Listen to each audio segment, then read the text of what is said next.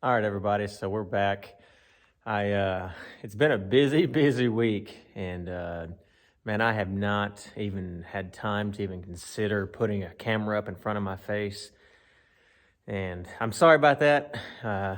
Y'all missed a little bit, not too much, but let me give you an update. And sometime this weekend, I'm going to get back to work on this truck, and it will be filmed. So I apologize for the delay on the video, and but I've got some stuff in the works and got a few videos I need to edit still to get up.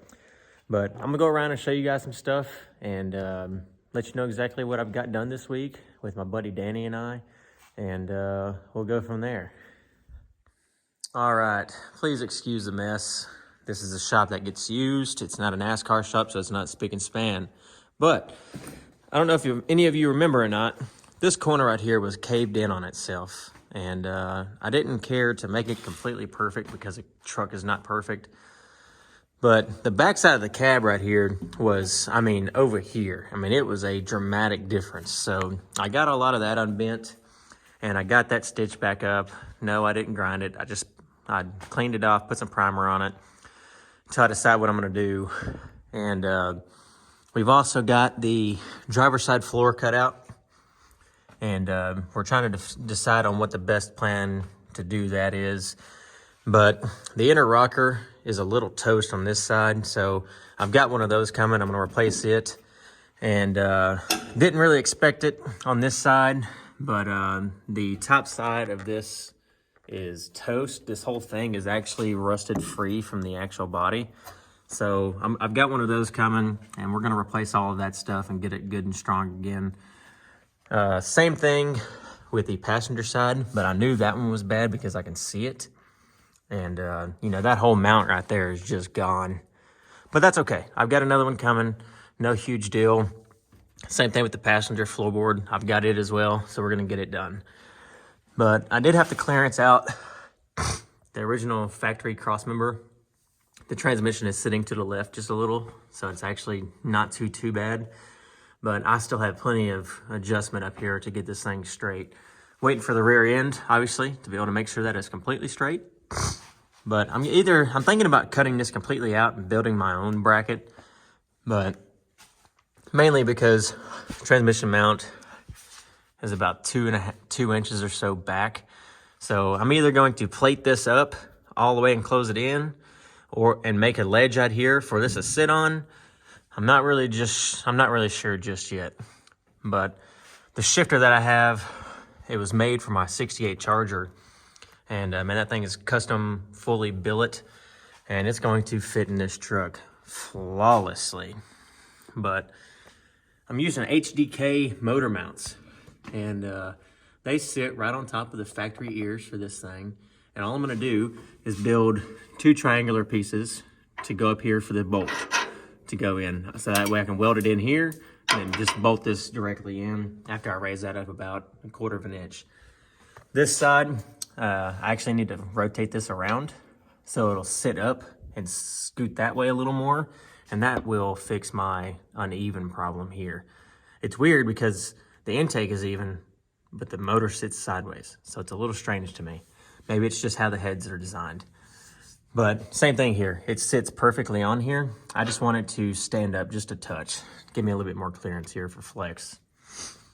I did have a wheel on, test fitting it with the brakes, and I've got plenty of clearance here. Plenty of clearance. Wheel bearings are nice and smooth. But other than that, the outer rocker on this side was pretty toast. So I do have a new rocker sectioned in, and it turned out great. I'm extremely happy with that. It just needs to be cleaned up and primed. And the backside had a little bit of a bad spot on the backside of the inner rocker, so I've already primed the backside of this new rocker. I'm going to prime it again as much as I can from the inside of where all the weld is, and I've got nice penetration all the way through. And then I'm just gonna put a piece of flat metal right here, just like it would have been from the factory. And that side is done. This inner rocker is super nice over all the way around. But other than that, I will let this thing down. All right, so we're back. put the truck on the ground. Like I said, I've only got one wheel on, and it was really just to get a sneak peek of how this thing is going to sit, and it's going to sit awesome.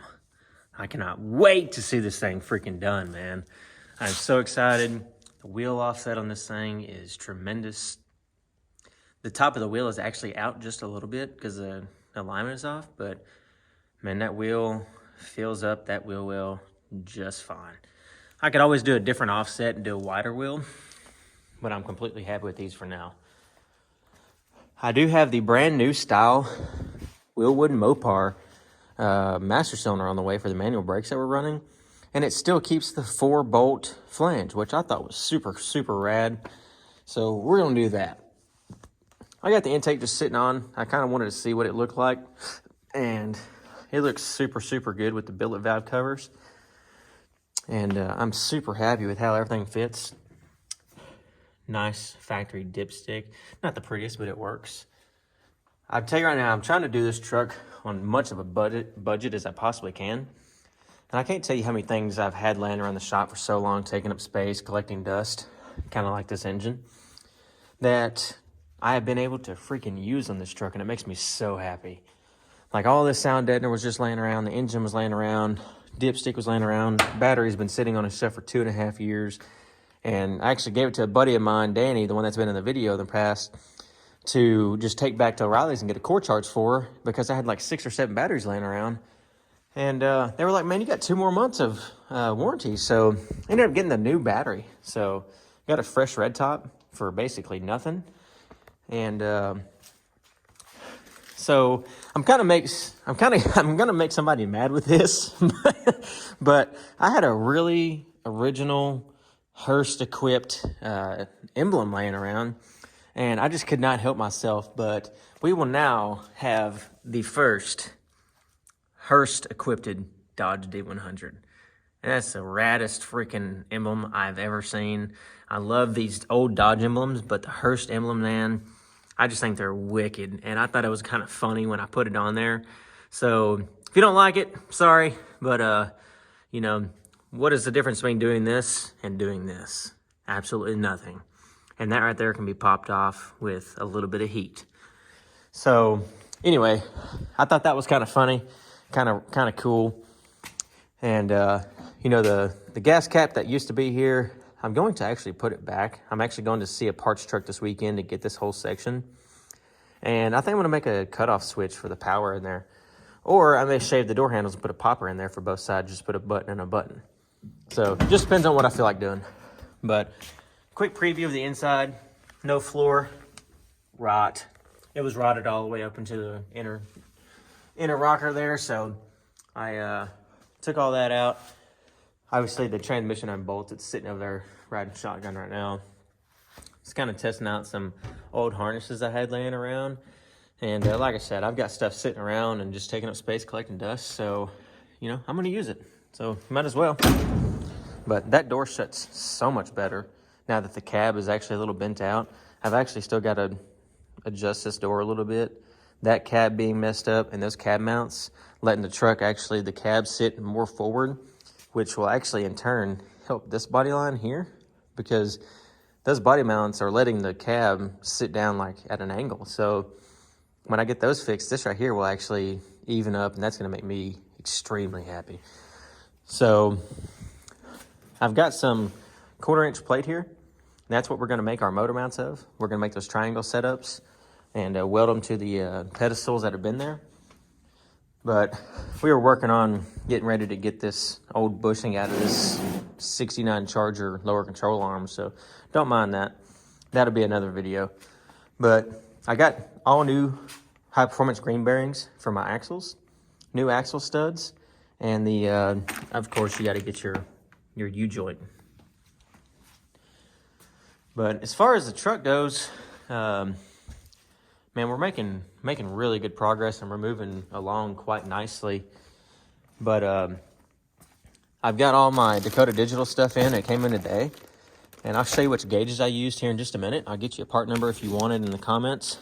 But my pilot bearing came in for the Viper T56 to the Gen 3 Hemi, and that's the part number for it. And if you have any questions about that, just let me know. But I've got all new body mounts here for the truck.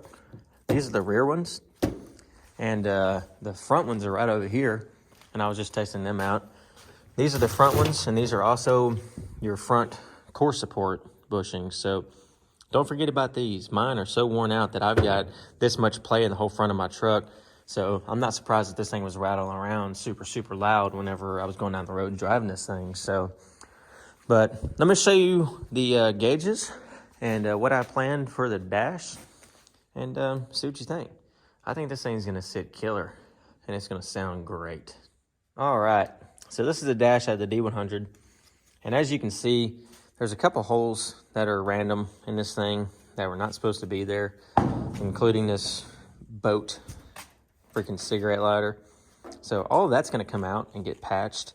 This radio was here, and they actually cut the dash about this much and just peeled it back and put some rivets in it to hold it.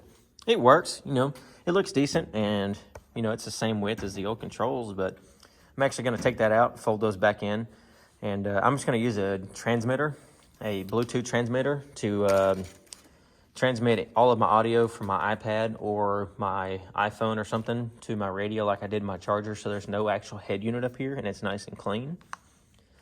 And this is gonna go away, and I'm actually gonna fill that in partially and use my Vintage Air controls that were supposed to be in my 73 Dodge Challenger. So that'll look a lot better, not near as much of a hole there.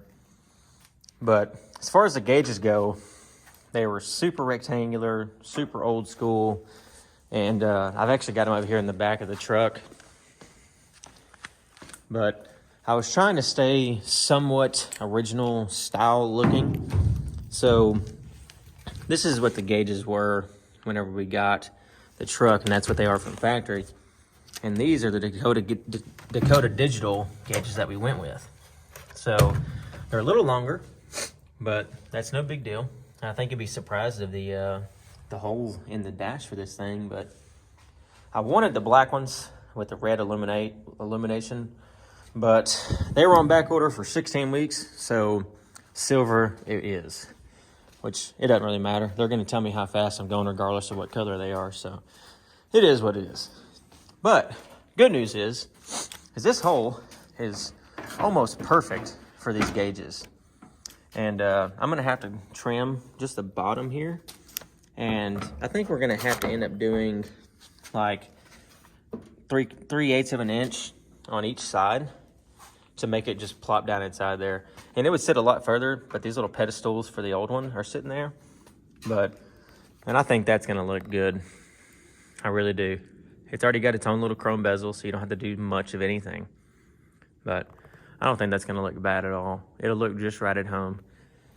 But I'm actually gonna eliminate all of the factory holes as far as the switches and, you know, your headlight switch and your choke and wiper switch and all that stuff. And I'm gonna run super simple, clean billet switches, mainly because I've got that sweet infinity box wiring set up over here, and it eliminates power through any switch. So it's all ran by grounds. Ask me about that if you're curious. But the fun part finally arrived. Cannot do anything without these things. This is a Dr. Diff brand new